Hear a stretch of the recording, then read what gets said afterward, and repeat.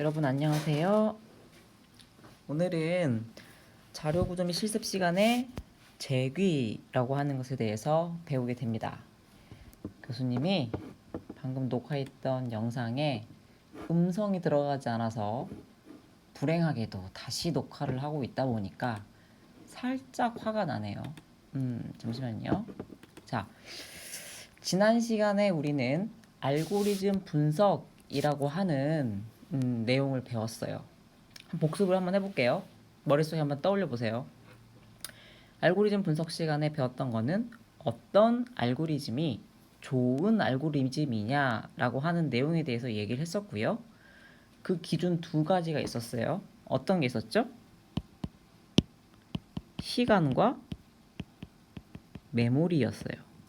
얼마나 내 알고리즘이 효율적으로 동작하고 메모리를 적게 먹는가가 결국에는 같은 문제를 해결하는 데 있어서 효율적인 알고리즘을 구성하는 조건이 되겠죠. 시간을 측정할 때 다양한 방법이 있었어요. 점진적으로, 경험적으로 매번 내 하드웨어에서 특정 구간에 소요되는 시간을 측정해서 하는 방법과 하드웨어에 상관없이 입력 데이터를 n이라고 가정하고 그 입력 데이터 n이라고 하는 숫자를 기준으로 표현을 하는 비고 표현법이 있었죠. 이런 식으로 비고 n 제곱이라고 하는 이 비고 진짜로 큰 O여서 비고예요, 여러분.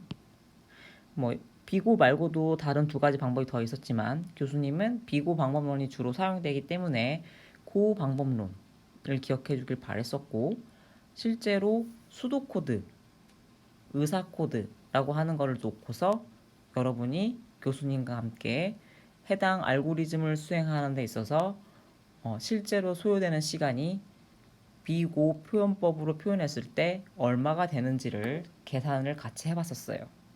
기억이 나셔야 돼요, 여러분. 그쵸?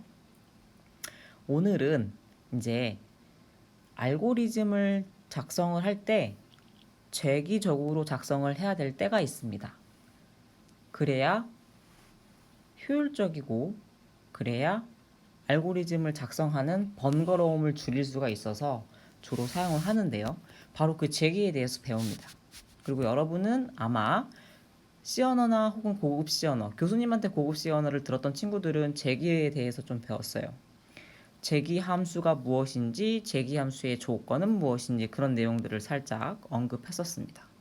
오늘 우리가 바로 재기 알고리즘이란 무엇인지, 그리고 어떻게 작동하는지, 그리고 재기의 기본 규칙은 무엇인지에 대해서 배워보도록 하겠습니다. 아이고, 이전 시간에 날려놨던 동영상 흔적들입니다. 좀 지울게요.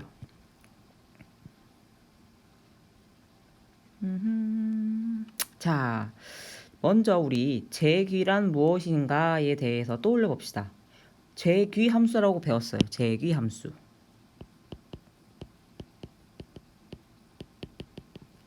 재귀 함수에 대한 예시는요. 여기 이렇게 있네요. 이름이 sum이라고 하는 알고리즘이에요. 근데 자기 이름과 동일한 함수를 다시 호출하게 되는 거. 함수 안에 자기 이름과 동일한 함수가 존재한다면 이 sum이라는 함수는 바로 재귀 함수인 겁니다. 기억하시나요? 그렇죠. 재귀 함수예요. 그래서 재귀 알고리즘이란 재귀 함수로 구성되어 있는 알고리즘을 의미합니다. 재귀적이라는 말은요, 여러분 영어로 recursive라고 하는데요. 기억하시면 좋아요. recursive는 또는 반복적이라고 하는 iterative랑 같은 말이고요. 비재귀적이라는 말과의 반대말입니다. non-recursive니까 그렇겠죠. 재귀 함수의 요소 두 가지가 있어요. 기억하시는 친구도 있을 텐데요. 살펴봅시다. 두 가지, 재귀 케이스와 베이스 케이스, 크게 두 가지로 구성되어야 됩니다.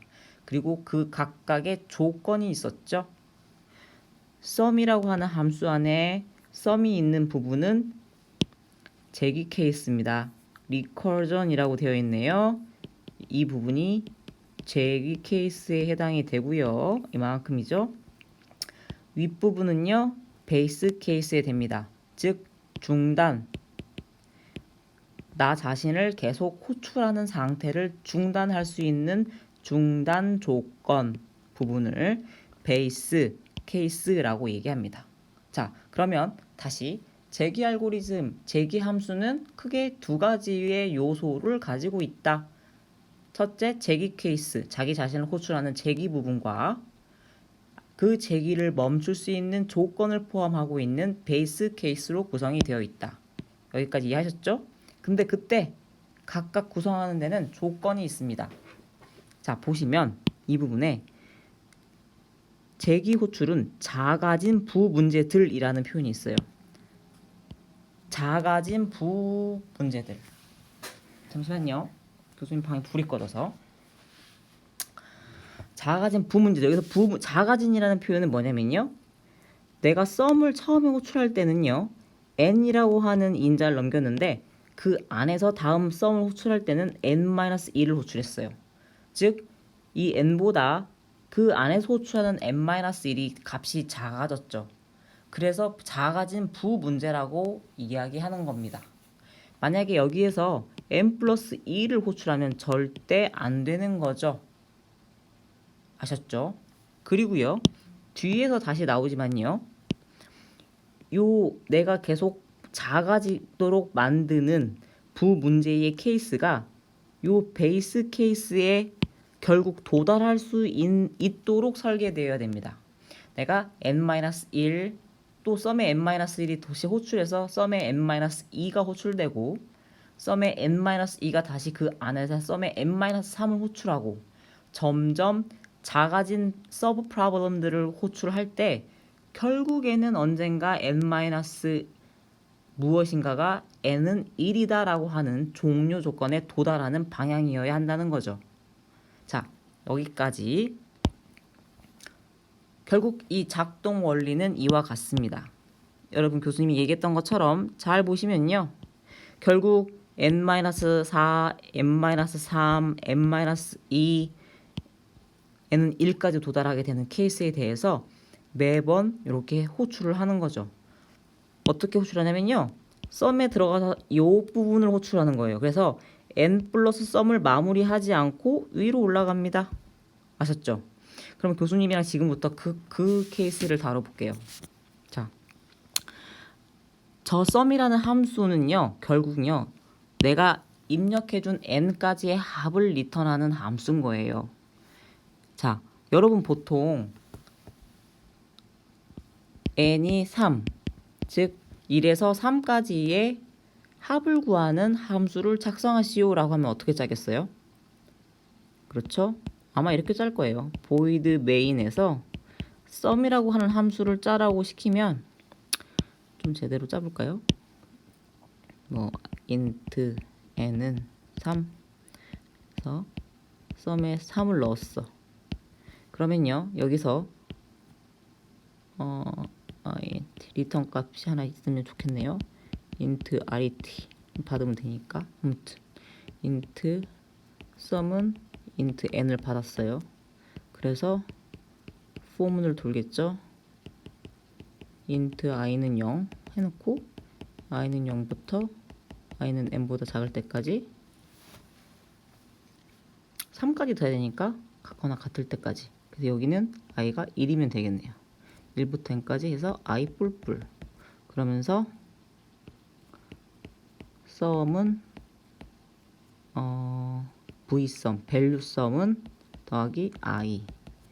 이렇게 해서 return vsum. 그리고 이 vsum은 이미 초기화가 여기서 int vsum은 0 이렇게 되어 있고요. 그렇죠. 이렇게 결국 여러분들은 요와 같은 포문을 반복해서 구하게 될 겁니다. 조건을 거는 거예요. 제기 함수를 사용해야 된다라고 하는 조건을 쓰게 되면 다음 앞에서 여러분이 사용했던 썸에 대한 제기 함수를 사용하게 되는데요. 교수님이랑 같이 한번 썸을 3 호출해 보는 겁니다. 어떤 과정을 거치게 되는지 알아볼게요. 썸 3을 호출을 딱 메인에서 하면요. 위에서부터 아래로 내려오면서 실행을 할 테니까 이게 지금 n이에요, 여러분. 얘가 n. n이 1이에요? 아니죠. 그러니까 else로 내려와서요. 어떻게 해요? 리턴 요거를 구하려다가 썸에 걸려요. 그러니까 여기에서는요, 지금 3 더하기 썸에 3-1을 리턴하지 못하고 썸을 호출했어요. 그러니까 썸 2가 된 거예요, 여기가. 썸 2. 그러니까 지금 다시 얘를 다시 요렇게 하면은 썸 2를 호출했어요, 여러분. n이 2네요. 1 아니죠? 또 else 리턴. 그러니까 2 더하기 썸에 2-1, 1. 자, 썸 또 호출했어. 썸 1. n이 1이네요. 이번엔 리턴 2를 해요. 자, 색깔을 바꿉시다. 녹색으로. 자, 썸 1이 돼서 종료했어요. 종료. 베이스는 종료 조건. 이젠 더 이상 자기 자신 썸을 호출하지 않으니까 이렇게 하니까 여기 1에서 2 더하기 1, 2 더하기 1 이렇게 대체 여기 3. 그래서 3 더하기 3 여기 6. 알겠어요? 리턴하지 못한 상태에서 요 값을 계속 호출했기 때문에 베이스 케이스를 만나서 계속 요 부분이 계속 값이 들어간 거예요, 여러분. 이렇게 요 부분, 그래서 요 부분. 재기 알고리즘을 통해서 리컬시브하게 리턴되는 과정을 통해 여러분은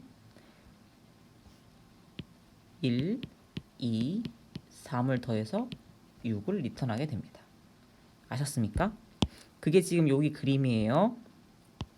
자, 재기 알고리즘의 기본 규칙, 재기 함수를 구성하는 기본 규칙을 교수님이 앞에서 한번 설명했고 그 예시를 들면서 한번 더 설명했지만 명시적으로 한번 작성되어 있는 내용을 교수님이랑 지금부터 살펴볼게요.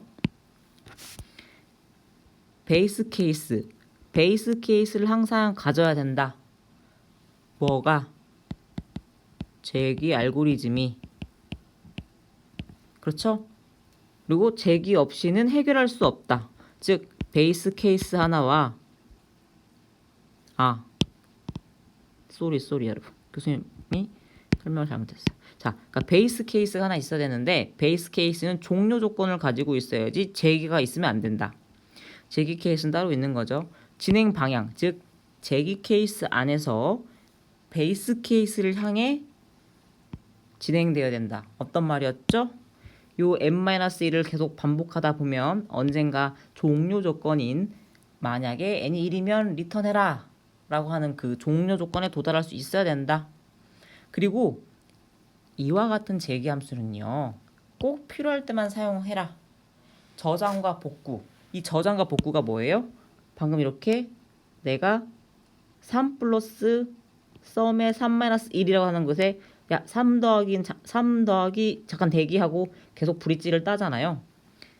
이렇게 이런 것들이 계속 메모리 위에 남아있게 돼요.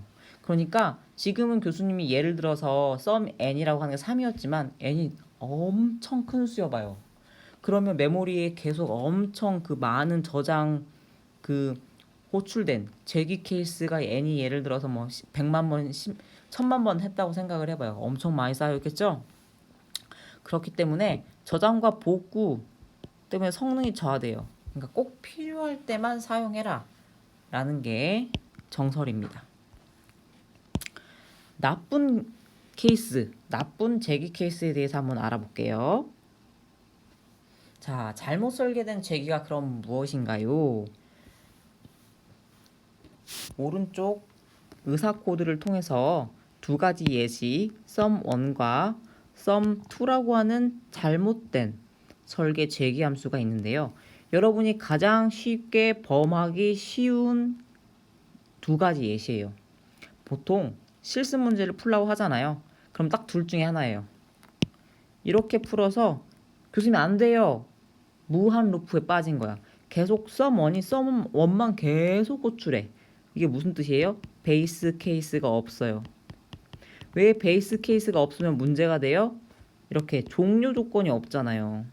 그러니까 이 sum1이라고 하는 녀석은 알고리즘은 한번 호출되면 끝이 나지 않는 겁니다. 두 번째 케이스는 뭐죠? 제기 케이스가 반드시 이 베이스의 종료 조건을 향해 sum2 자기 자신을 호출해야 되는데 절대 저 종료 조건에 도달하지 않아요. 왜? n-1 서브 문제로 가져가는 게 아니라 계속 증가시키고 있잖아. 큰 문제로 문제를 가져가고 있어요. 그래서 제기 케이스가 베이스 케이스를 향해 작아진 부문제를 대상으로 제기하고 있지 않아요. 그래서 문제가 발생합니다. 이와 같이 이런 두 가지 sum1과 sum2의 안 좋은 잘못된 제기를 사용하게 된 문제점은 크게 두 가지인데요. 부정확한 결과를 내거나 정지하지 않아요. 즉 중단하지 않는다는 의미예요. 반복적으로 제기 함수를 호출하다 보니 무한히 반복해서 메모리가 고갈돼서 프로그램이 그 런타임 에러를 내서 자동 종료될 때까지 그런 상황에 빠져버리는 거죠. 알겠죠? 그러니까 여러분이 반드시 설계를 할 때 제기 함수를 이용해서 실습 문제를 풀 때 조심해야 될 거 두 가지입니다. 이것만 기억하시면 절대 실수하실 일이 없습니다. 자, 잘 설계된 제기의 예시를 이와 같이 지금 알고리즘, 수도 코드, 의사 코드로 작성을 해놨고요. 여러분들은 사실 본 문제를 풀기 위해서 이 의사 코드를 잘 이해하신 다음에 이 의사 코드를 가지고 코딩을 하시면 돼요. 그러니까 왜 지금 자료 구조 시간 그러니까 지난 시간에 우리가 의사 코드 보는 법에 대해서 배웠잖아요. 그리고 의사 코드 문법을 짧게 배웠어요. 근데 사실 문법이라는 게 그렇게 배울 게 딱히 없어요. 왜냐면 여러분 보시면 사실 다 이해가 갈 거예요. 그 의사 코드를 그리고 계속 어떤 알고리즘을 설명할 때마다 의사 코드를 여러분한테 먼저 제시를 해요. 그 소리는 요 의사 코드대로 여러분이 프로그래밍 연습을 하다 보면 어느 순간 그 처음엔 내 머릿속에 짜여지지 않던 논리적 로직이 코딩에 반영되고 있는 걸 알게 될 거예요.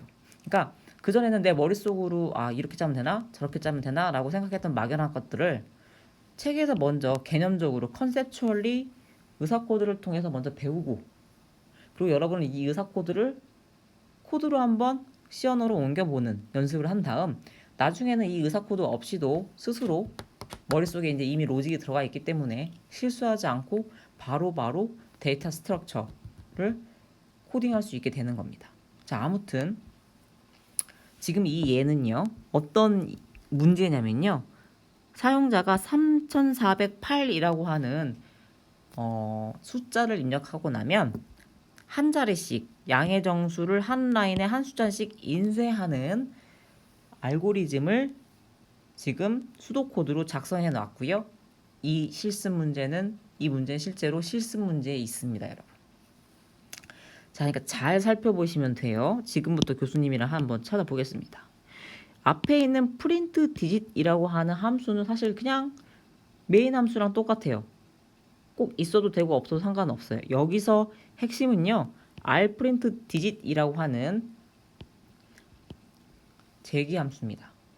보통 뭐 약속일 수도 있는데 요 그 책 안에서는요. 그 소문자 r을 붙이면 리컬시브에 r을 붙여서 내가 제기 함수란다 라는 사실을 알려주고 있는 함수라고 보시면 돼요. 자, write라고 하는 함수가 따로 있는 게 아닙니다. 그냥 printf 하라는 의미인가 보다 라고 직관적으로 이해가 되시죠? 그리고 읽어서 n이라고 하는 변수에 담으라는 소리인가 보다. 어떻게? 사람이 3408이라고 입력을 하는 거죠. 그 값을 n에 입력을 했어요. 그리고 나서 n이 0보다 작아? 그러면 네거티브 넘버라고 출력하고 프로그램을 종료하네요. 에러 체크 부분입니다. 여러분 중괄호 열고 닫고는 뭐였죠? 코멘트 주석이었죠. 자, 근데 입력된 숫자는 이미 양수니까요. 여기에 갈 일이 없고 else라는 구문에 rprint digit라고 하는 재기함수를 호출하기 시작합니다. 자, 들어갑니다. 들어갔더니 짠! 두 가지로 뜯으세요. 먼저 베이스 케이스와 재기 케이스 두 가지로 이렇게 나눈 다음에요. 들어가자마자 베이스 케이스에 도달할 일은 사실 지금 교수님이랑 이 예제를 다뤄볼 리는 없겠죠. 짠! n은 3400 아이고. 자, 교수님이랑 지금부터 호출합니다. 기니까 n프린트라고 할게요. n프린트 3408 하고 호출해서 들어갔더니 n이 10보다 작아요? 아니죠. 그랬더니 또 이렇게 바로 들어갑니다. r프린트 디짓 3408을 10으로 나누래요. 그러면 340.8이니까 없어지고 340이 되겠네요. 자, 그래서 이렇게 호출합니다. r프린트 340 하고 우리 살짝 기억해 놓을게요. 밑에 아직 실행하지 않은 게 하나 있어. write를 실행하지 않고 남겨뒀다라고 하는 거를 표기해 놓을게요. 잊어버리지 않도록. 요 위에는 없어요, 여러분. 자, 이렇게 점프. 다시 또 내려갑니다. 이제 340을 가지고 내려가서 n이 10보다 작습니까? 아니죠. 그러니까 바로 또 rprint 340을 10으로 나누니까 34. 그리고 그 밑에 프린트 아직 안 하고 점프. 자, 이번에 n이 34. 10보다 작아요? 아니죠. 한 번 더 rprint 34를 10으로 나누니까 3. 그리고 여기에도 또 write 아직 안 하고 점프. 이번엔 n이 어때요? 10보다 작아요. 그러니까 이제는 점프했죠? 이제는 어떻게 해요? 출력합니다. 지금 n이 몇이에요? 3. 찍죠? 그리고 돌아왔어요. 돌아와서 그 다음 라인은 write n 나누기 n 모드 10이에요. 이 모드라고 하는 건 뭐였어요? 나머지죠, 나머지 여러분. 그쵸? 지금 n이 3이에요? 3이에요? 아니죠. 3에서 리턴돼서 돌아갔잖아요. 그림을 잘못 그렸어, 교수님이. 슉슉.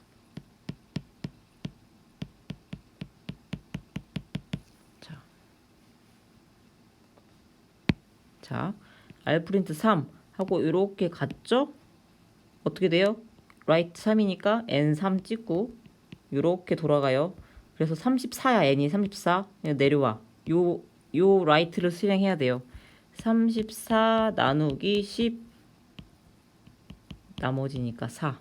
그래서 여기 4 찍고 이렇게 리턴. 그래서 이제 340 여기 이렇게 돌아오는 거야. 그다음에 이제 이 write 실행. n이 340이니까 340 모드 10은 뭐예요? 나머지 0. 그러니까 여기 이제 0 출력. 그리고 또 이렇게 돌아가서 3408 나누기 모드 10은 8. 맨 끝자리 쓰는 거잖아요. 그래서 8. 그래서 3, 4, 0, 8을 차례대로 출력하는 예시를 지금 교수님이랑 살펴본 거예요. 이렇게 방금 교수님도 중간에 살짝 헷갈렸잖아요. 여러분도 천천히 직접 그려보면서 연습을 하다 보면은 덜 헷갈려요. 이거를 손으로 쓰지 않고 머리로나 눈으로만 하려고 하면은 아직 재기가 익숙하지 않은 상태에서는 절대 할 수 없어요.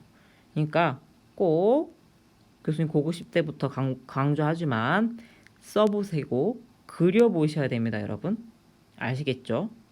지금 이 케이스 말고 실습 문제에 또 뭐가 있냐면요. 지금은 3408을 출력했지만 이번에는 거꾸로 출력하도록 하는 게 있어요. 8043. 자, 어떻게 하면은 3408을 8043으로 출력할 수 있을까요? 이와 같은 똑같은 예시를 사용하는데 내가 출력하는 write 함수의 위치만 바꿔주면 돼요. 잘 한번 생각해 보셨으면 좋겠습니다. 자, 교수님 오늘 여기까지 제기 함수에 대한 설명을 일단 마무리했습니다. 그리고 여러분이 이제 이 배운 제기 내용들을 중심으로 나쁜 제기인 케이스 기억하시고 내가 어떻게 제기를 설계하면 되는지 기억하셔서 이 방법으로 제기 함수를 연습을 하시면요. 교수님이 다음 시간에 여러분이 풀었던 제기 문제 중에서 여러분 대다수가 풀지 못한 문제가 있을 경우 해설을 해드릴게요. 지난 시간에 실습 문제로 냈던 알고리즘의 분석 세 문제의 경우는 여러분이 지난주 일요일 11시 59분까지 제출을 했는데 대부분이 다 잘 풀어서 교수님이 오늘 별도의 해설을 준비하지는 않았습니다. 그러니까 지난번에처럼 숙제를 이번에도 열심히 해주시면 됩니다. 여러분이 제기 함수를 열심히 해주셔야 되는 이유는요. 자료 구조 앞으로 뒷부분에서 배우게 될 많은 부분들을 제기적으로 작성할 예정이기 때문이에요. 그러니까 꼭 어려울 거예요. 어려워요. 제기가 익숙해지기 전까지는 쉽지 않습니다. 그러니까 여러 번 연습해 줬으면 좋겠어요. 그리고 우리가 이제 얼굴을 보고 이야기하는 대면 강의가 아니다 보니까 여러분도 그 문제를 풀다가 힘든 점들이 많이 있을 것이라고 생각이 들어요. 대부분 이제 교수님 오제일 좀 보고 있다가 너무 힘들어하는 친구들이 있으면 종종 오답을 보내주도록 조교분들에게 얘기하고 있기는 한데 마감일이 다가올 때까지 내가 정말 최선을 다했는데 계속 80점, 뭐 70점, 여기 롱앤서가 그 근저리에서 답을 잘 찾지 못하고 있는 친구들이 있다면 그 자기가 어떤 오답을 아직 발견하지 못했는지 문의하셔도 좋습니다.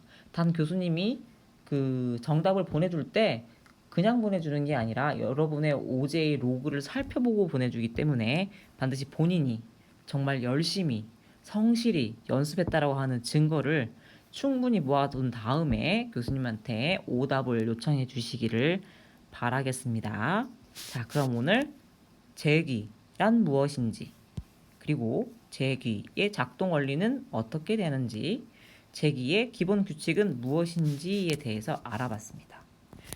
본 동영상은 수요일날 오전에 공개될 예정이기 때문에 제기에 대한 OJ 실습 문제는 화요일날 밤 오후 11시 59분까지 제출해 주시면 되고요.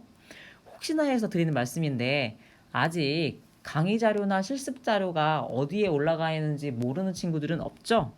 자, 우리 강의 계획서에 나와 있는 GitHub 주소에 가시면요. 동영상으로 지금 녹화되고 있는 강의 자료가 다 올라가 있습니다. 이렇게까지 설명드렸는데도 잘 모르겠다 싶으신 친구들은 조교분에게 메일 보내서 어디를 참고하면 되는지 문의하시기 바랍니다. 자, 오늘 제기 수업 여기까지 하도록 하겠습니다.